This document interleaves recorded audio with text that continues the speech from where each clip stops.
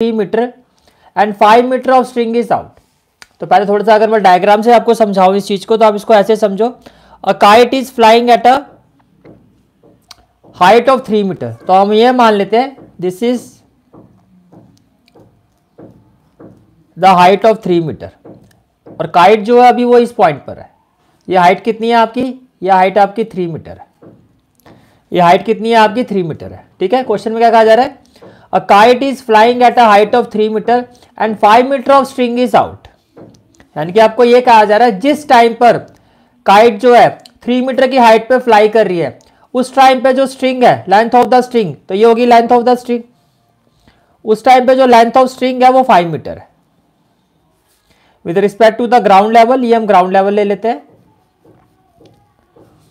तो क्वेश्चन में क्या कहा जा रहा है?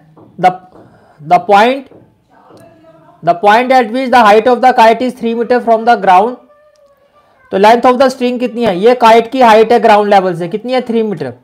इस पॉइंट पर जो स्ट्रिंग की लेंथ है वो कितनी है? 5 मीटर। फिर से देखो, a kite is flying at a height of 3 metre and 5 metre of string is out. If the kite is moving away horizontally at the rate of 200 centimetre per second. इसका मतलब ये है कि आपको ये कहा जा रहा है क्वेश्चन में कि काइट की जो हाइट है, हाइट तो 3 मीटर ही रहेगी, हाइट जो है वो कांस्टेंट है। इसका मतलब क्योंकि अब जो काइट मूव कर रही है इसी हाइट पर, वो हॉरिजॉन्टली मूव कर रही है, यानी काइट जो है कुछ इस तरह से हॉरिजॉन्टली मूव कर रही है। इस पॉइंट इतनी हाइट पर आने का काइट की अब जो मूवमेंट है वो हॉरिजॉन्टली है, और किस रेट पे मूव कर रही है? 200 centimetre per second. Moving horizontally at the rate of 200 centimetre per second. अब आपसे पूछा गया है find the rate at which the string is being release. तो किस रेट पर ये जो स्ट्रिंग रिलीज होगी ये आपको बताना है। अब देखो, ये एक राइट ट्रायंगल है, अब ये 25 है, इसका स्क्वायर क्या होगा? 25, इसका स्क्वायर क्या होगा? 9। 25 माइनस 9 16, तो ये हो जाएगा 4। ये जो बेस है आपका ये आ जाएगा 4। ये क्लियर हो गया? यहां तक बात समझ में आ गई? ठीक है, अब देखो, अगर मैं इसको ट्राइंगल ले लेता हूं ए बी सी, तो can I say that bye Pythagoras theorem, या in right triangle A B C by Pythagoras theorem. By Pythagoras theorem क्या होगा? देखो, ये होता है हाइपोटेन्यूज। बाय पाइथागोरस थ्योरम क्या होगा? Hypotenuse square will be equal to base square plus perpendicular square, यही होता है। ठीक है, तो it will be H square equal to B square. देखो, परपेंडिकुलर तो कांस्टेंट है आपका, तो 3 का स्क्वायर क्या हो जाएगा? 9। परपेंडिकुलर की वैल्यू फिक्स है, 3 का स्क्वायर क्या हो जाएगा? 9। बाकी ये दोनों वेरिएबल है, ये हाइपोटेन्यूज और बेस जो है ये आपका वेरिएबल है।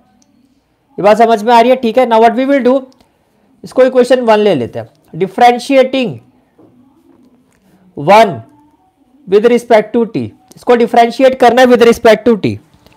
बोलो भाई, क्लियर हो गया यहां तक? We have to differentiate it with respect to T.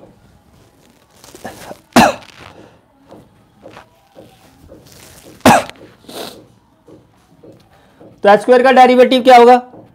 Sir H square का डेरिवेटिव होगा 2h, और h का derivative with respect to t क्या होगा? dh by dt equal to B square का डेरिवेटिव क्या होगा? 2b, और b का derivative with respect to t क्या होगा? db बाय dt, और कांस्टेंट का डेरिवेटिव क्या होगा? 0।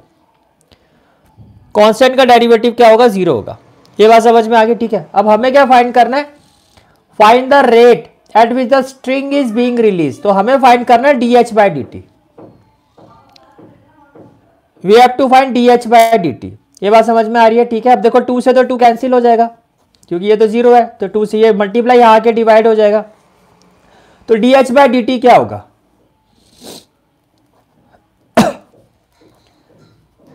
dh बाय dt ये मल्टीप्लाई हो रहा है, यहाँ के क्या होगा? डिवाइड, तो ये हो गया b बाय h। सॉरी, ये हो गया b बाय h, और इंटू में क्या हो गया? db by dt।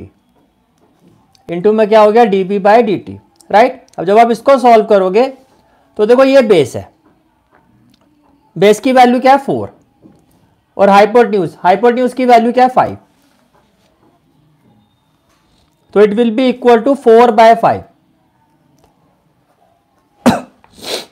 और dB/dt आपको गिवन है। If the kite is moving away horizontally at the rate of 200 centimetre per second, 200 centimetre per second. Clear हो गया? ठीक है, तो ये हो जाएगा आपका dB/dt की वैल्यू क्या है? 200 है। क्लियर हो गया? ठीक है। अब देखो 5 4 द 20 और 0, 5 4 द 20 और 0, तो ये कितना आ गया? It will be equal to 160 centimetre per second. ये क्या आ गया? 160 सेंटीमीटर पर सेकेंड। बोलो भाई, क्लियर हो गया यहां तक? ठीक है, तो क्वेश्चन में क्या पूछा गया था? If the kite is moving away horizontally at the rate of 200 centimetre per second, अगर काइट हॉरिजॉन्टली मूव करती है तो जो स्ट्रिंग है वो किस रेट पर रिलीज होगी, ये आपको बताना है।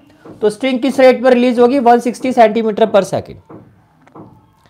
The rate at which string is being release, that is 160 centimetre per second. And this is the analysis of question number 26। This is the analysis of question number 2, the optional question of this question number 31।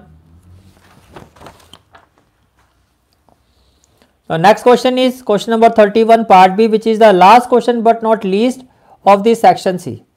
ये हमारा आज के live session का last question है, क्योंकि हमारा target था section C, ये उसका लास्ट क्वेश्चन है।